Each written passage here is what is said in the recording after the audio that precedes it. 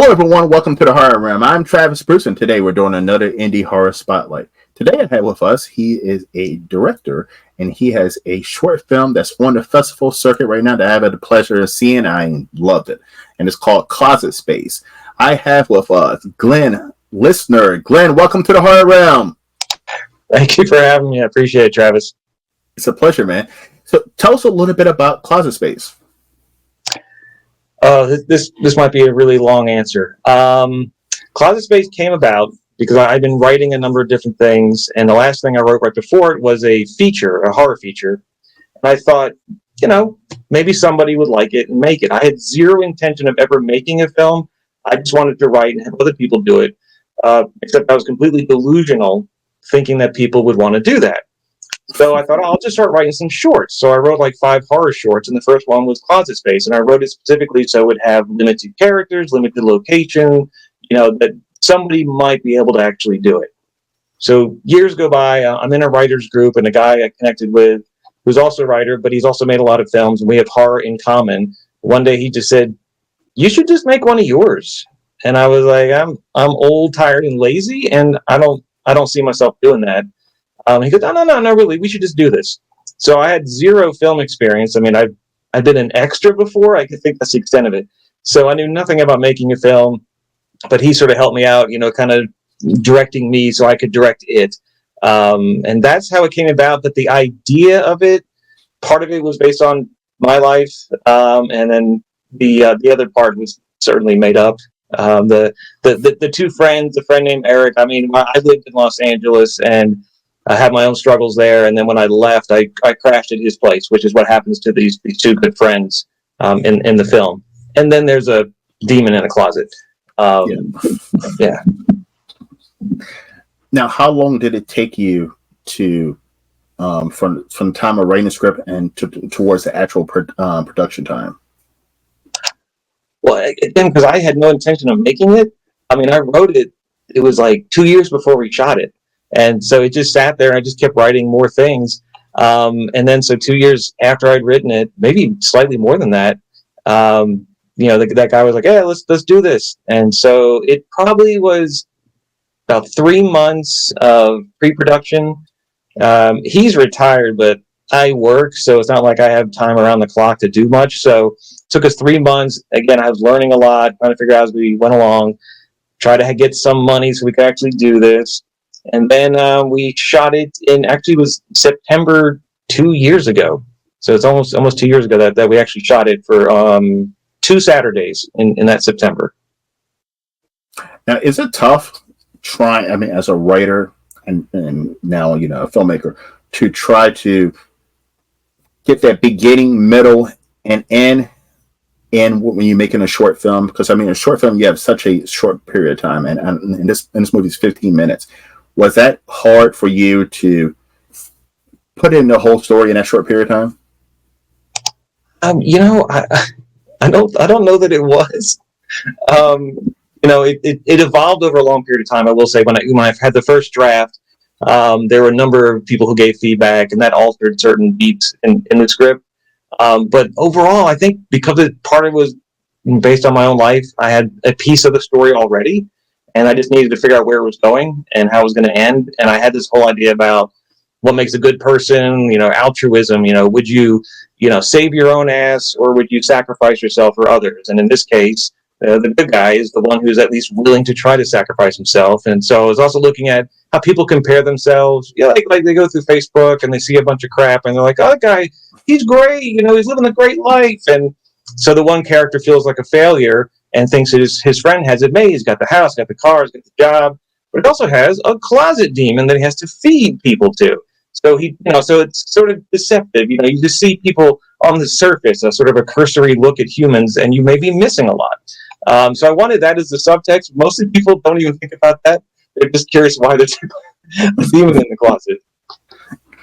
But but it's pretty interesting because even I think about that. I look at like people who, for instance, I went to high school with, and I'm looking at them on social media, I'm like, damn, I've worked so much harder than that person in life. How's that person doing so much better than I am, and this and that? And then years down the road, I find out from someone else, oh, well, that person is a drug addict or eat something. You know what I mean? It's like, or they beat their wives, and I'm like, oh, well, shit. But it's as us. I think when it comes to social media, especially, it's hard not to look at other people's lives, and be like, wow, I'm envious of that.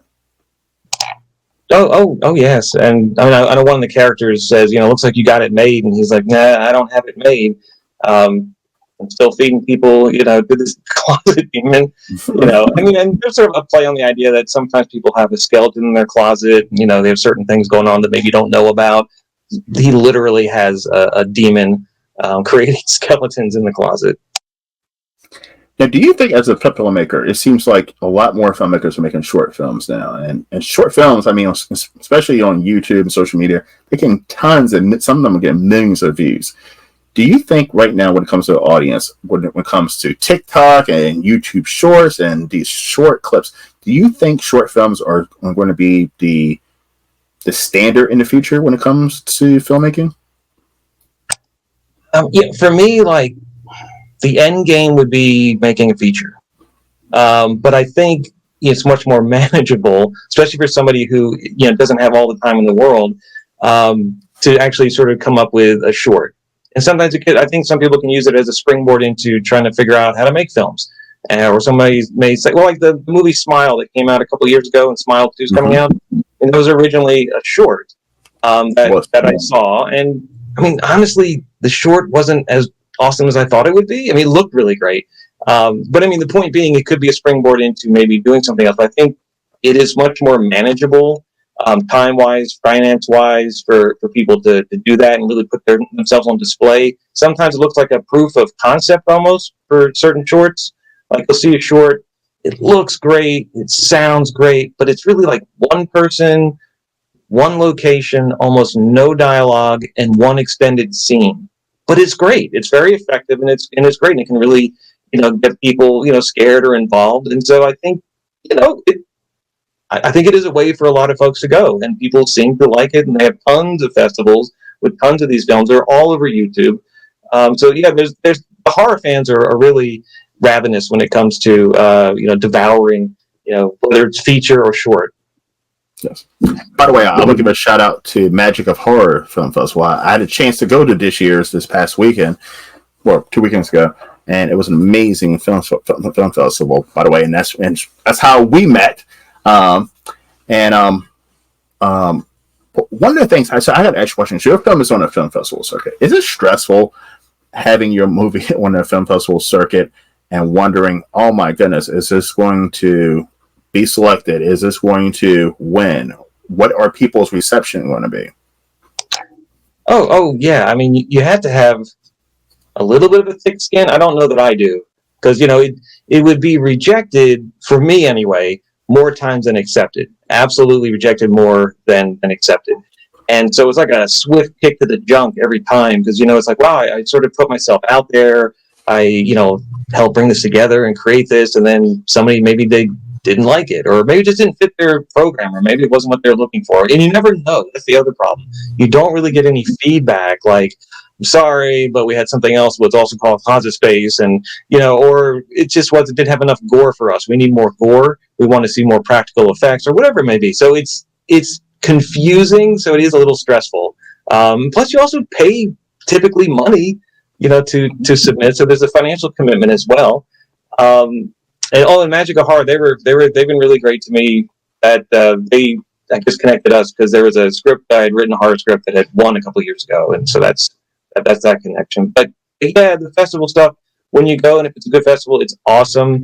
And then some are not as awesome. Said in a nice way, because yes, some are, yeah, but that's another whole nother story. Now, when it comes to selecting film festivals, what are some things that you look into when you decide to pick a film festival? Well, with writing, it's been very different. I had to figure out what my goal is, and so some of them I may say, oh, you can win something, and if it's something that I'm like, oh, that would be nice, I like to win a little bit of money or something like that, then I might do it. Or if I'm like, I want to make people think I'm this wonderful writer and I can get an IMDb credit if I become a finalist and I can pad my IMDb page. And maybe that's the goal. Or maybe the festival has feedback that comes with the submission fee, which is great. Maybe I just want some feedback. So it depends on where I am in the stage of writing to figure out which ones. And then ultimately, you would love to be looked at by one of the bigger festivals. I can't say that they've loved me. I was very fortunate this year that the Austin Film Festival actually took the screenplay from Magic of Horror, and it went to the second round, which sounds ridiculous, but that was actually kind of a nice thing, So that's with the writing part, but the film part, I just went hog wild, and just every time I saw a horror festival, I was like, oh yeah, and then I realized, but I'm not going to actually go to some of these festivals, and I don't know why I'm doing that. So then I did a lot of local stuff. So then I could actually connect with people, which was great. I don't typically like to go talk about myself and go meet people, but some of those have been a lot of fun, the local ones that I can actually go to. Because while I was at Magic Horror, this past weekend, it was a lot of filmmakers here, but the ones that won, because I was actually the one who's reading the winners, and I was sponsored there, and I was like, it was something like 95% of the filmmakers weren't even there, and I'm like, I could imagine if I'm one of the filmmakers who were there. I mean, I don't know. I mean, I understand you can't make it at all of them, but I mean, I would feel upset if I was there and I didn't win, and someone who is sitting at their home in their bed won.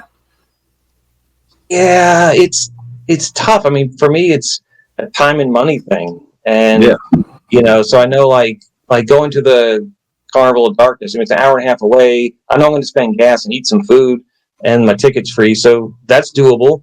But like Closet Space last year, and they told me that it was going to win Best Horror Short at Gen Con, and that's out of state. And it killed me because I wanted to be there so very badly. I just was thrilled they even would show it, let alone give it anything. And I was like, I want to be there, but I just can't financially pull it off. That's the part that really gets me. And there's one where I'd written a script, and they're like, well, if you show up, you get this amount of money.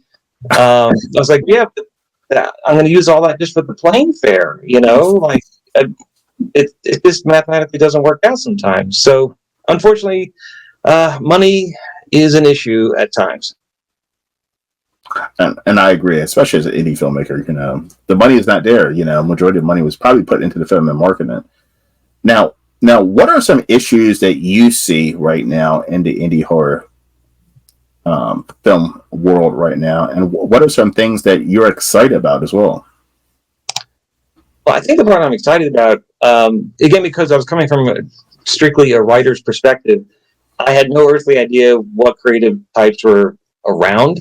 And as it turns out, there are a lot of guys in this area where I live in the Raleigh, North Carolina area.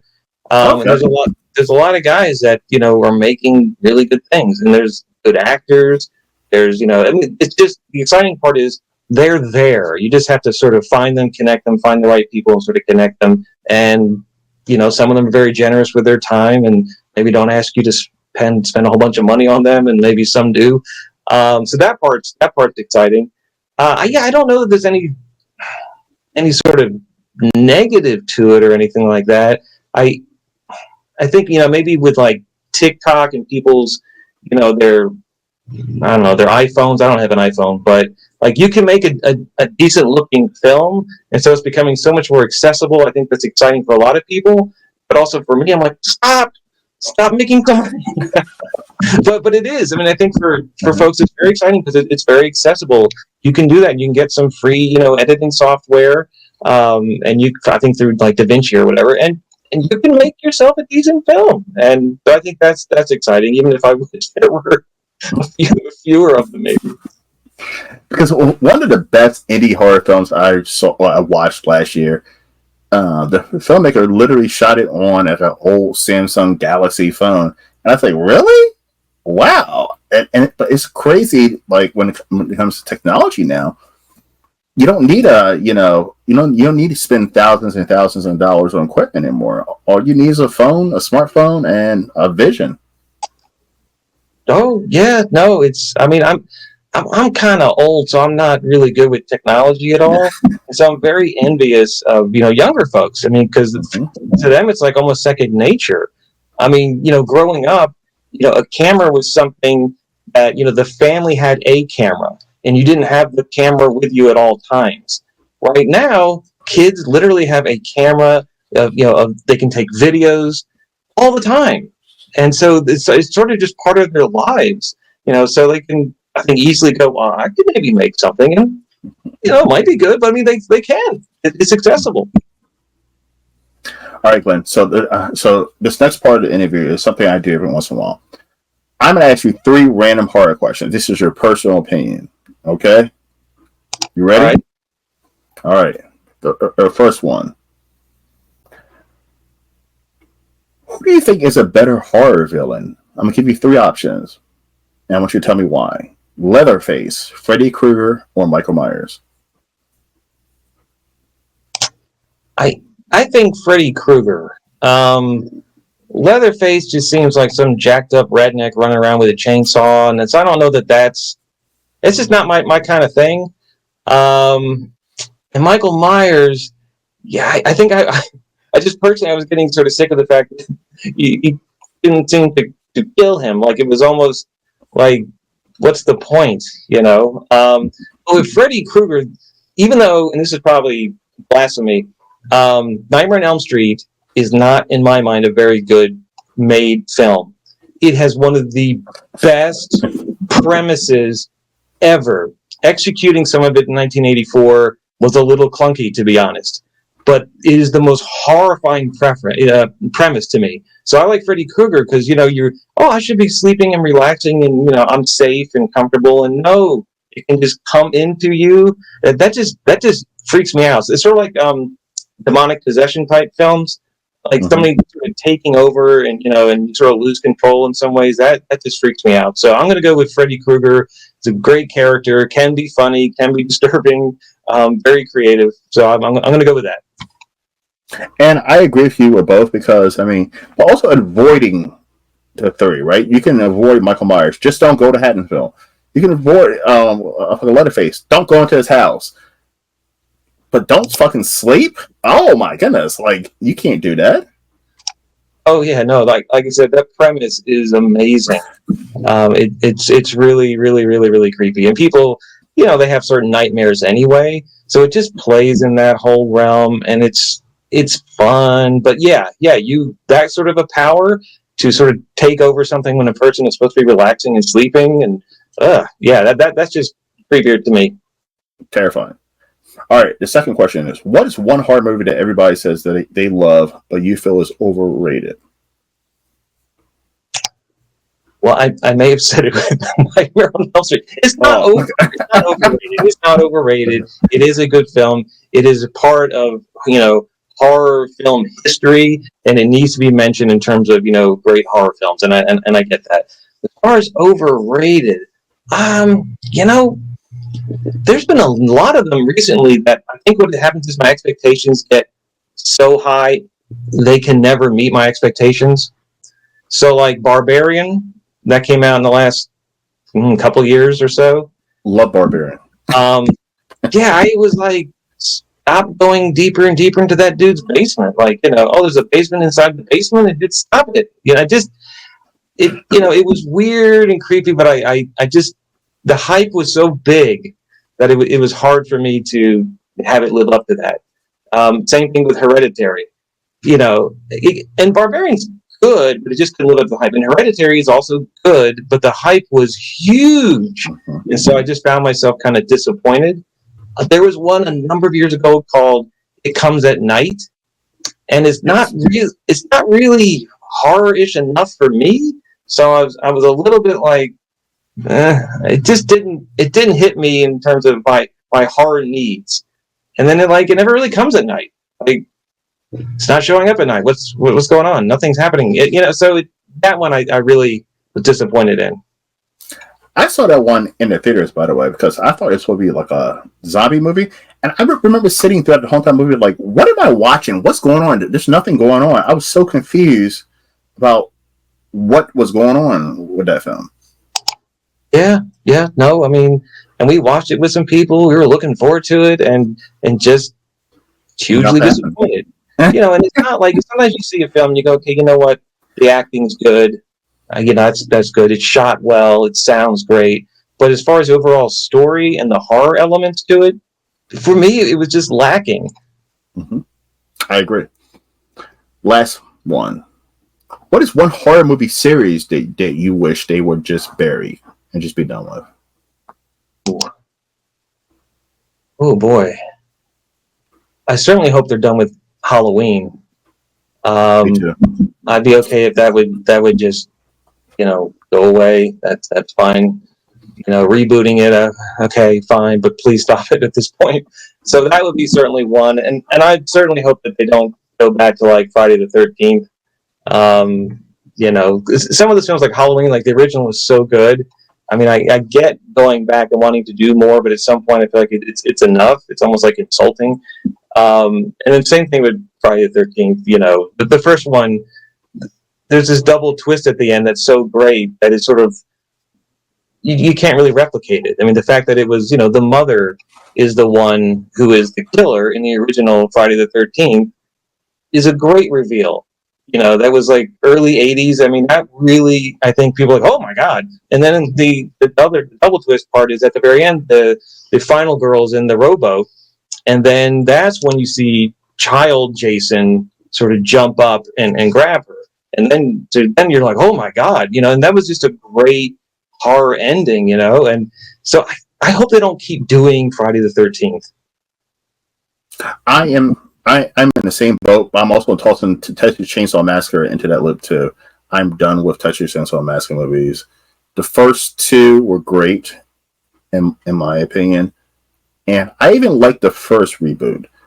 I thought that was good, but everything else has been horrible. It's been hard to watch. And I agree also with you with Halloween. I don't want to see Halloween. The original is my favorite horror movie all the time. And I also love Part 4, which is up on my wall. I love Part 4 as well. And I'll give an honorable mention to Curse of Michael Myers. But everything else in that series, especially the reboots, Rob Zombie, and then the Blumhouse ones, it's just been a letdown after letdown. It's the same old story over and over again. Like, there's nothing new there. No, I feel like when you're like, even if you're writing, if you're gonna like say, hey, I got this story about this guy, he's like turns into a dog. Oh, you mean a werewolf? Oh yeah, werewolf. Well, you better write a werewolf script that is as good as any of them, or at least add something new. If you can't do one of those two things, maybe you shouldn't do it. Like with Zombies, what 28 Days Later came out, and all of a sudden you see zombies running like track stars. Horrifying. That was, for me, that was the first time I seen zombies run, and that was horrific. Even if the concept of zombies had been done many times, that was worth it. Seeing that. So again, you would like to see something that's a little bit original. I realize a lot of tropes have been beaten to death, but you hope somebody can pull something off. Something. I totally agree. And I also don't want to see any more Scream movies too. I kind of enjoyed the last one, but I think we can put Scream to rest. I mean, it's been a great franchise. I'm definitely okay with that as well. I mean, I've seen several of them, but the first one, again, it was just so wonderful. I really, really enjoyed it, and I sometimes feel like they're just milking it, and people will pay to see it, so money. But yeah, I don't think it's something that I want to go out of my way to watch at this point. I agree. Now, Glenn, where can everyone find you? Like literally? Yeah. Yes. No. I meant on social media.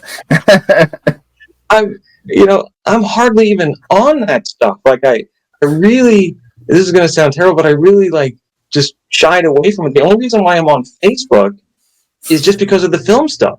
It's just been a way to connect with other people in the area who are connected to films. Otherwise, I wouldn't be on anything.